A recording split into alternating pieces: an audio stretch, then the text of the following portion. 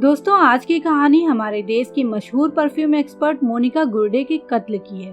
इत्र और फोटोग्राफी की शौकीन मोनिका गुर्डे दिखने में भी बेहद खूबसूरत थी, पर उन्होंने कभी ये सपने में भी नहीं सोचा होगा कि उनकी यही खूबसूरती एक दिन उनकी जान की दुश्मन बन जाएगी। उनकी जिंदगी की आखिरी रात की कहानी बेहद ही खौफनाक थी। कातिल ने न सिर्फ उनका शारीरिक तौर पे रेप किया, बल्कि घंटों तक उन्हें अश्लील वीडियो दिखाकर मानसिक रूप से भी उनका रेप करता रहा। तो क्या है कहानी उस खौफनाक काली रात की और कौन है वो कातिल? सब कुछ बताऊंगी आज के इस एपिसोड में। पर उससे पहले अगर आपको ऐसी इंटरेस्टिंग क्राइम स्टोरी सुनना पसंद है तो हमारे चैनल को सब्सक्राइब कर लें और सब्सक्राइब बटन के बगल में बनी घंटी को दबाना ना भूलें। तो चलिए शुरू करते हैं आज की कहानी। बेहद खूबसूरत 48 साल की मोनिका गुर्डे मूलतः महाराष्ट्र के नागपुर शहर की रहने वाली थी और उनके पिता एक रिटायर्ड जज थे।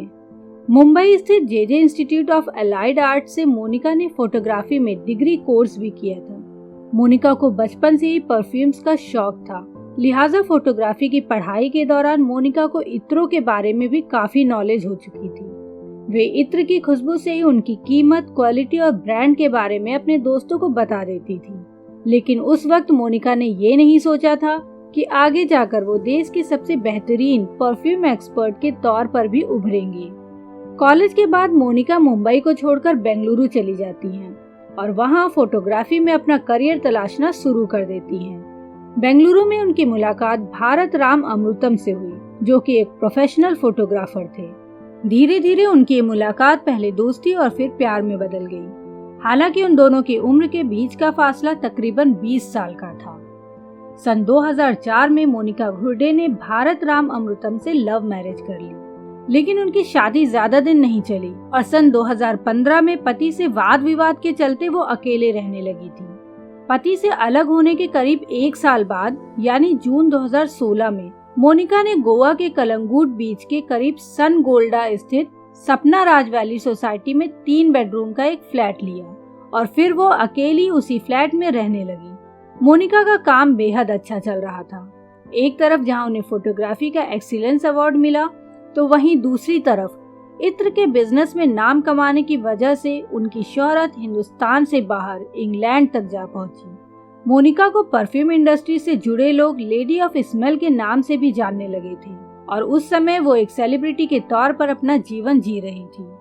अपने नए घर में शिफ्ट होने के करीब 5 महीने बाद 6 अक्टूबर 2016 की सुबह जब मोनिका की मेड काम पर आई तो मोनिका ने दरवाजा नहीं खोला।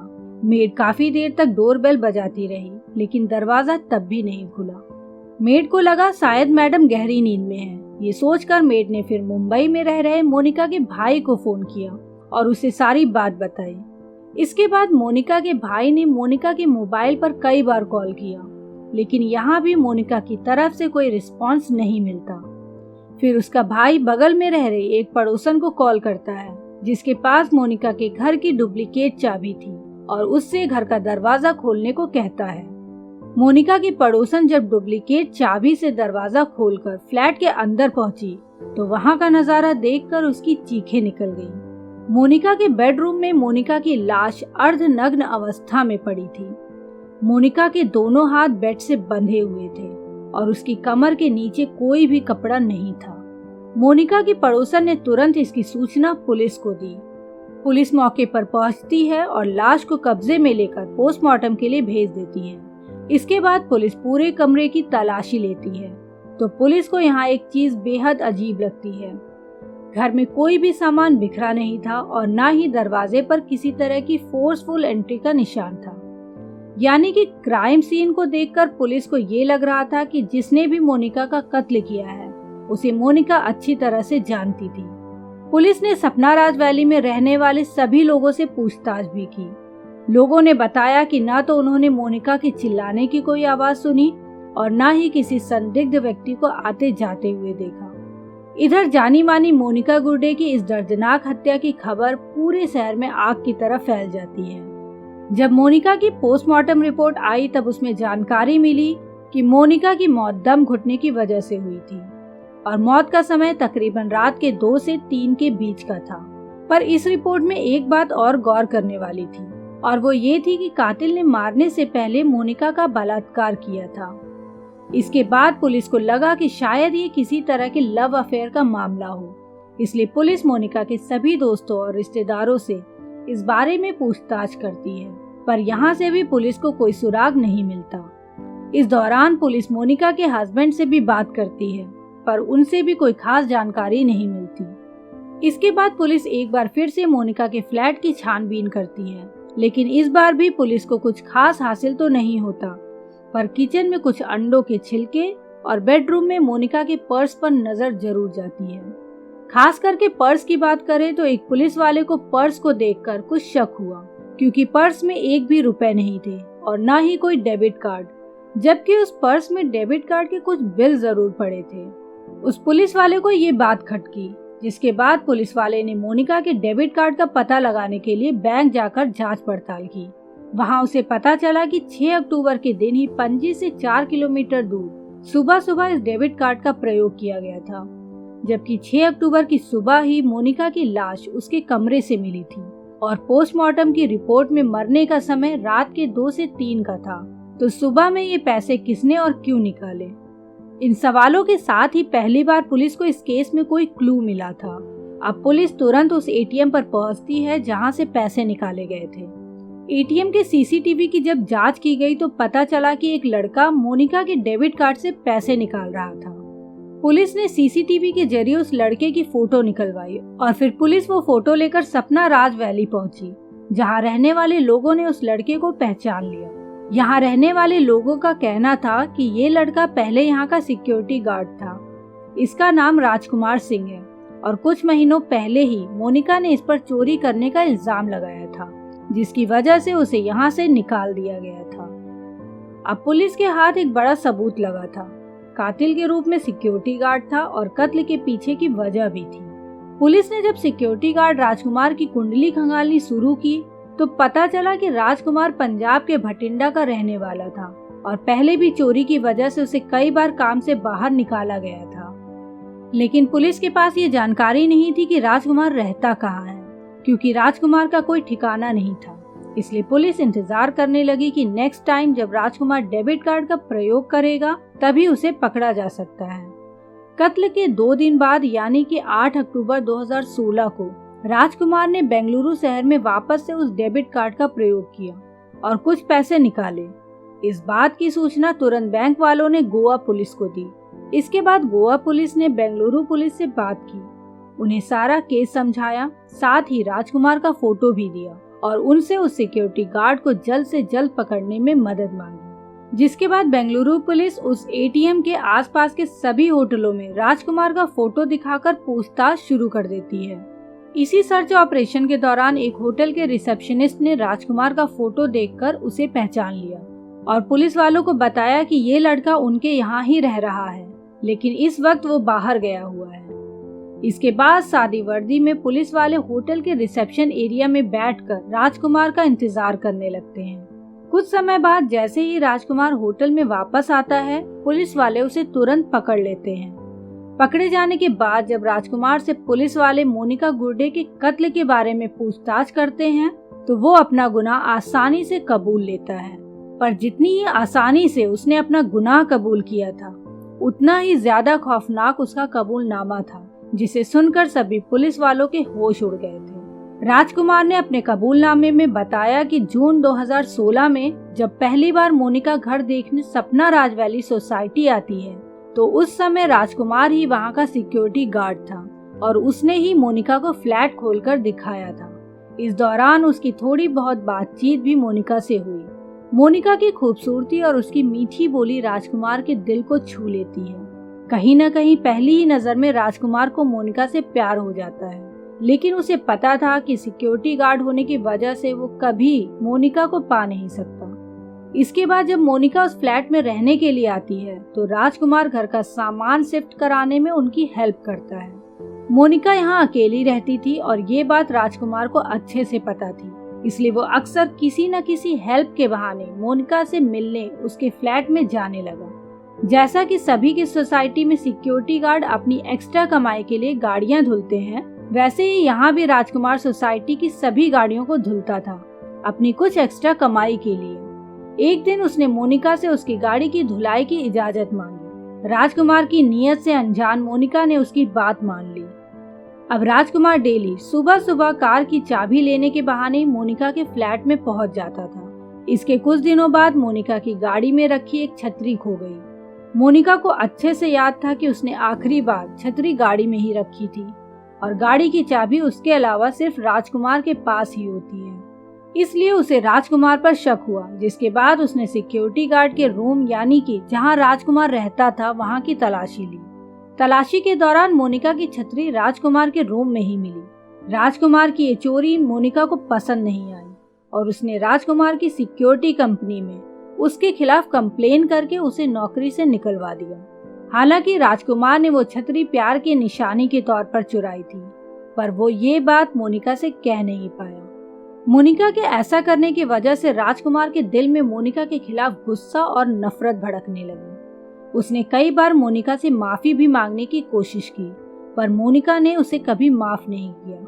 कुछ दिन तक तो राजकुमार काम की तलाश में इधर उधर भटकता रहा, लेकिन उसका मन अभी भी मोनिका पर ही अटका हुआ था।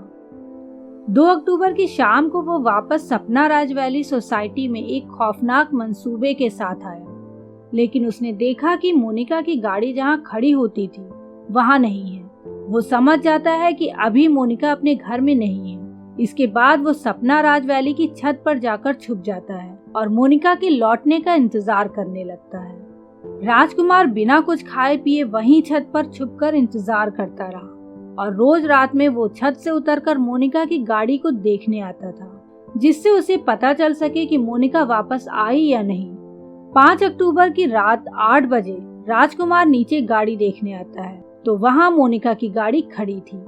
गाड़ी देखकर राजकुमार समझ चुका था कि उसका इंतजार अब खत्म हुआ। इसके बाद राजकुमार मोनिका के दरवाजे की घंटी बजाता है और जब मोनिका दरवाजा खोलती है तो राजकुमार उसे धक्का मार के नीचे गिरा देता है।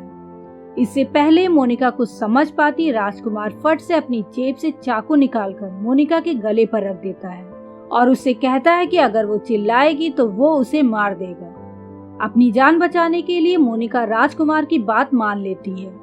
इसके बाद राजकुमार मोनिका के फ्लैट का दरवाजा अंदर से बंद कर देता है और मोनिका को उसके बेडरूम में ले जाकर उसके बेड पर लिटा देता है और फिर उसके दोनों हाथ बेड से बांध देता है। बांधने के बाद राजकुमार मोनिका से पैसे मांगता है। इस पर मोनिका कहती है कि मेरे पर्स में जो भी पैसे हैं ले लो। मोनिका के पर्स से राजकुमार को लगभग 4000 रुपए मिले। इसके बाद राजकुमार और पैसे मांगता है। तब मोनिका उससे कहती है कि मेरे पर्स में एक डेबिट कार्ड है, उससे तुम एटीएम जाकर जितना चाहो उतना पैसा निकाल सकती हो।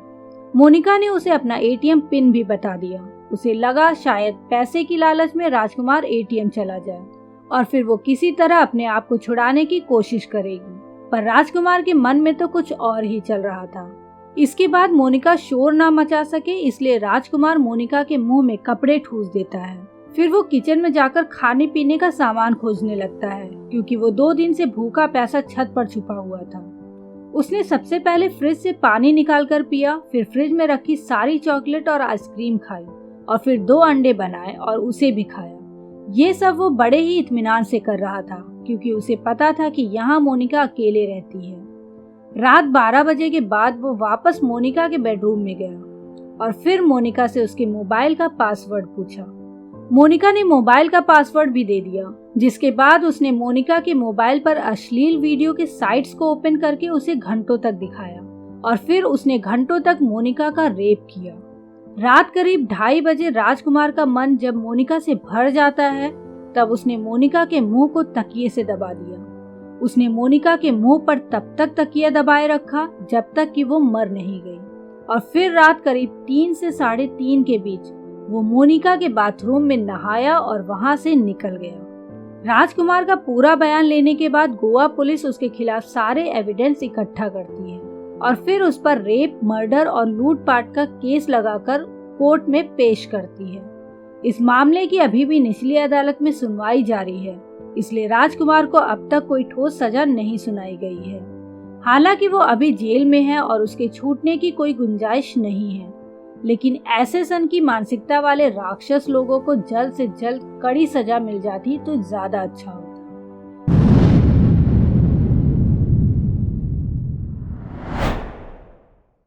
दोस्तों, आज की कहानी एक ऐसी महिला के कत्ल की है जिसने खुद को बचाने के लिए कोर्ट से लेकर पुलिस तक से मदद की गुहार लगाई। पर उस महिला की गुहार पर ना तो कोर्ट ने ज्यादा तवज्जो दी और ना ही पुलिस ने उस महिला की गुहार को सीरियसली लिया। और उसके बाद जिस तरह से कातिल ने 300 लोगों के सामने इस महिला का कत्ल किया, उसे देखकर उस पार्टी में मौजूद सभी लोगों की रूह तक कांप गई। जी हाँ दोस्तों, कातिल ने जिस तरह इस महिला का कत्ल किया, इसे जानकर आपका भी दिल दहल जाएगा। यहाँ तक कि आपको ये जानकर और आश्चर्य होगा कि उस महिला का कत्ल करने के बाद कातिल उस पार्टी से भागा भी नहीं, बल्कि उस महिला की लाश के पास बैठकर अपने चश्मे पर लगे खून के धब्बों को इत्मीनान से पोंछ रहा था। अब दोस्तों, आप सबके मन में ये सवाल जरूर आ रहा होगा कि ये कातिल कौन था और उस महिला को सरेआम सबके सामने मारना क्यों चाहता था, और आखिर में उस महिला और कातिल के बीच का रिश्ता क्या था। दोस्तों, इन सभी सवालों के जवाब आगे की कहानी में आपको पता चलेंगे। पर उससे पहले अगर आपको ऐसी इंटरेस्टिंग क्राइम स्टोरीज सुनना पसंद है तो हमारे क्राइम एक्सप्रेस चैनल को सब्सक्राइब कर लें और सब्सक्राइब बटन के बगल में बनी घंटी को दबाना ना भूलें। तो चलिए दोस्तों, कहानी शुरू करते हैं। इस कहानी की शुरुआत होती है एक व्यक्ति से जिसका नाम है जियाउल्लाह इब्राहिम ज़दे। 80 के दशक में जब जियाउल्लाह करीब 24 साल का था, तब वो पाकिस्तान से ईरान लॉ की पढ़ाई के लिए आता है और यहीं कॉलेज में पढ़ाई के दौरान उसकी मुलाकात एक लड़की से होती है जो कि उससे 10 साल बड़ी थी और उसका नाम था ज़हरा। ज़हरा को देखते ही जियाउल्लाह को उससे पहली नजर में प्यार हो जाता है, जिसके बाद 1985 आते आते वो दोनों एक दूसरे से शादी कर लेते हैं। इस शादी के सिर्फ 2 साल बाद इनको पहली लड़की होती है जिसका नाम अतीना रखा गया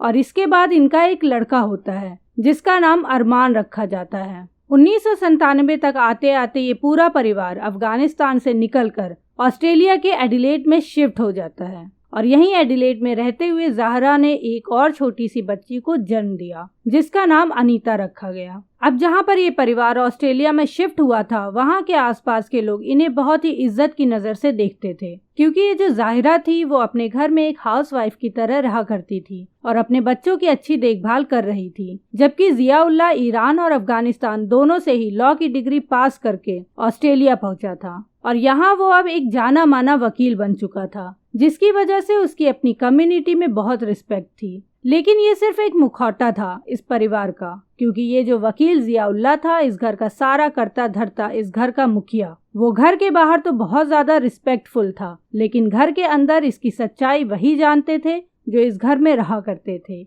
यानी कि इसकी बीवी और इसके 3 बच्चे। असल में उसके बच्चों ने एक इंटरव्यू में बताया कि पिता का प्यार क्या होता है वो तो हमने कभी देखा ही नहीं अपनी जिंदगी में। हमें तो हमारे पिता हमेशा ही जान से मारने की धमकियां देते रहते थे। अपने पति से अपने बच्चों को बचाने के लिए ज़हरा हमेशा घर पर ही रहा करती थी और वो हमेशा अपने बच्चों का ध्यान रखती थी, पर उनके हालात दिन पे दिन बिगड़ते ही चले जा रहे थे और फिर उनकी जिंदगी में एक दिन ऐसा आता है जब उनके पिता उनकी माँ को इतना मारते हैं कि उनकी माँ बेहोश होकर फर्श पर गिर जाती हैं। लेकिन वो इंसान तब भी नहीं रुका और अपनी लातों से उसे मार मार के खुश होता रहा। धीरे धीरे जहाँ एक तरफ बच्चे बड़े हो रहे थे, वहीं दूसरी तरफ जियाउल्लाह का गुस्सा और बढ़ता चला जा रहा था। बच्चों से अपने पिता की ये बर्बरता बर्दाश्त नहीं हो रही थी। वो रोज रोज अपनी माँ को अपने पिता से इस कदर मार खाता हुआ देखकर बेचैन हो जाते थे। वो अपनी माँ को उस जल्लाद से किसी भी कीमत पे बचाना चाहते थे। असल में दोस्तों, फरवरी 2009 में एक दिन जियाउल्लाह अपनी बीवी से इतना नाराज हो गया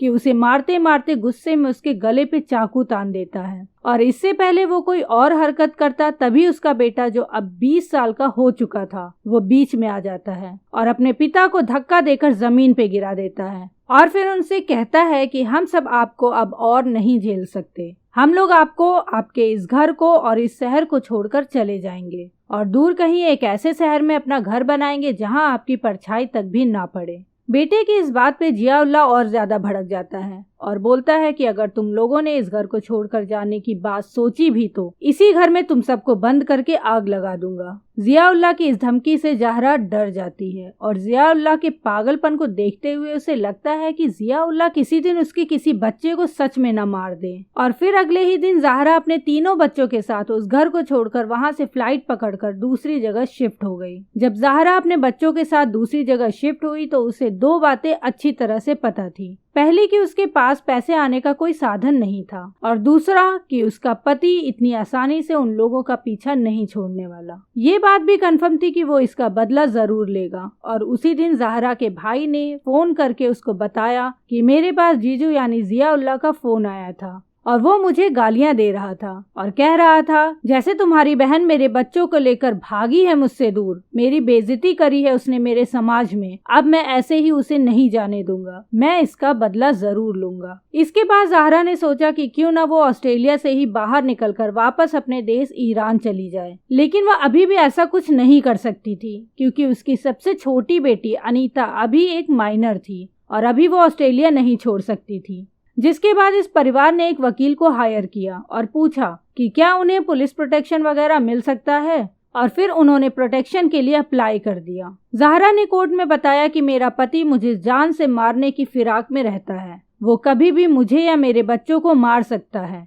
इसलिए मुझे प्रोटेक्शन चाहिए। अब यहाँ उसे प्रोटेक्शन मिलने ही वाला था कि तभी ज़हरा ने अचानक से डाइवोर्स का केस भी फाइल कर दिया। उसने कहा कि मुझे जल्द से जल्द अपनी फ्रीडम चाहिए, मेरी आज़ादी मुझे चाहिए जो मुझे बहुत टाइम से नहीं मिली है और मुझे अब इस इंसान के साथ एक मिनट भी नहीं बिताना। ज़ाहिरा ने डाइवोर्स तो फाइल कर दिया और अपने पति के खिलाफ रिस्ट्रेनिंग ऑर्डर भी ले लिया, लेकिन यहाँ एक दिक्कत आ गई और वो दिक्कत थी इस घर की सबसे छोटी बेटी अनीता, क्योंकि वो 18 साल से कम की थी। इसलिए उसका पिता अपनी बेटी से मिलने के लिए कभी भी इस घर में आ सकता था और ऐसा ही हुआ। जैसे ही इधर से ज़हरा ने डाइवोर्स फाइल किया, उधर से जियाउल्लाह ने भी डाइवोर्स फाइल कर दिया और यहाँ कोर्ट की अनुमति के अनुसार जियाउल्लाह अब अपनी छोटी बेटी अनीता से मिलने के लिए इस दूसरे घर में आने लगा। लेकिन इस परिवार को पता था कि ये जो इंसान यहाँ मिलने आ रहा है वो किसी भी वक्त कुछ भी कर सकता है। इधर जब भी जियाउल्लाह अपनी बेटी से मिलने के बहाने आता तब अपने परिवार को एक नई धमकी देकर जाता कि तुम सब जल्दी ही इस दुनिया से जाने वाले हो।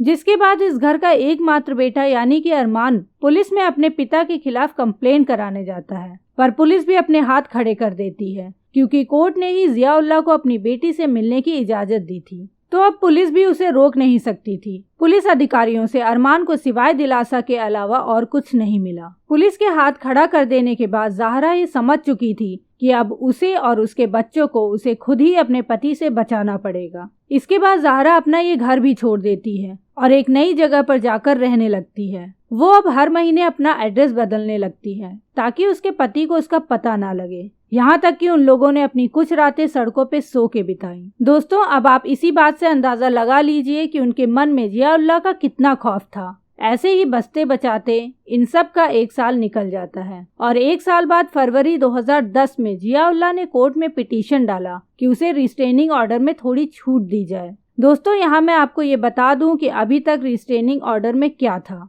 ज़हरा ने जो कोर्ट से अपने पति के खिलाफ रिस्ट्रेनिंग ऑर्डर लिया था उसमें ये बात साफ साफ लिखी थी कि उसके पति को अपनी बीवी से एक फिक्स दूरी मेंटेन रखनी है, यानी कि वो अपनी बीवी के पास नहीं आ सकता था। और ये बात भी लिखी थी कि जिस भी पार्टी या फंक्शन में ज़हरा जाएगी वहाँ उसका पति नहीं जा सकता था। अब जब जियाउल्लाह ने रिस्ट्रेनिंग ऑर्डर के खिलाफ कोर्ट में पिटीशन डाला तो उसे इसमें थोड़ी ढील मिल गई और कोर्ट से यहीं पे गलती हो गई। जो जियाउल्लाह चाह रहा था उसे वो मिल चुका था। इस ऑर्डर के सिर्फ 10 दिन बाद ही यानी कि 31 मार्च 2010, इस दिन को दोस्तों पर्शियन न्यू ईयर के तौर पे भी जाना जाता है और इस दिन Zahra Persian new year celebrate करने के लिए अपने बच्चों के साथ एक पार्टी में आती है। इस पार्टी में इनकी कम्युनिटी के बहुत से लोग आए हुए थे। तभी वहाँ जियाउल्लाह भी पहुँच जाता है। उसे देखकर ज़हरा की बड़ी बेटी अतीना तुरंत भागकर गेट पे खड़े बॉडीगार्ड के पास जाती है और उनसे बोलती है कि इस इंसान को अभी के अभी इस पार्टी से बाहर निकालो, नहीं तो ये हमारे परिवार को मार देगा। बॉडीगार्ड ने अतीना की बात को ज्यादा सीरियसली नहीं लिया। उसने कहा कि यहाँ 300 लोग हैं, इतने लोगों के सामने कोई किसी को क्यों मारेगा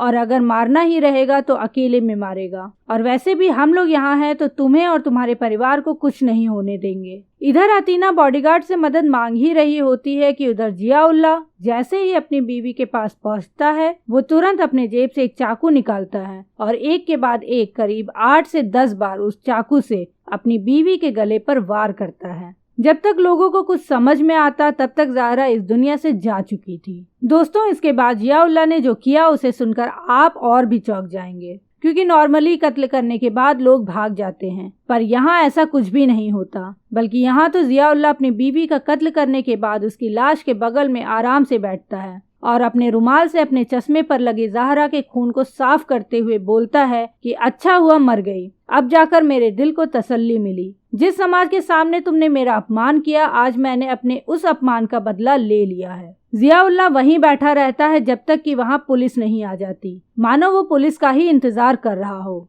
दोस्तों, इसके बाद पुलिस वहाँ आती है और जियाउल्लाह को गिरफ्तार करके वहाँ से ले जाती है। पर अब क्या फायदा, अब तो उसे जो करना था वो कर चुका था। काश पुलिस ने अरमान की बात पर कुछ ही महीने पहले ही जियाउल्लाह को डांट फटकार लगाई होती तो शायद ये दिन इस परिवार को कभी देखना ही नहीं पड़ता। या फिर ये मान ले कि कोर्ट ने अगर रिस्ट्रेनिंग ऑर्डर में ढील ना दी होती तो ये सब हुआ ही नहीं होता। खैर, कोर्ट में सुनवाई के बाद जियाउल्लाह को 26 साल की कैद की सजा दी जाती है। दोस्तों, मुझे लगता है कि इस इंसान को बहुत कम सजा दी गई। मेरी माने तो कम से कम उम्र कैद की सजा तो होनी ही चाहिए थी। आपका इस केस को लेकर क्या ओपिनियन है, हमें कमेंट में लिखकर जरूर बताएं। और अगर आपको ये कहानी पसंद आई हो तो हमारे इस वीडियो को लाइक करना ना भूलें। आपका हर एक लाइक इस वीडियो पे की गई हमारी मेहनत को सफल बनाता है। दोस्तों, अगर आपको ऐसी इंटरेस्टिंग क्राइम स्टोरी सुनना पसंद है तो हमारे क्राइम एक्सप्रेस चैनल को सब्सक्राइब कर लें और सब्सक्राइब बटन के बगल में बनी घंटी को दबाना ना भूलें।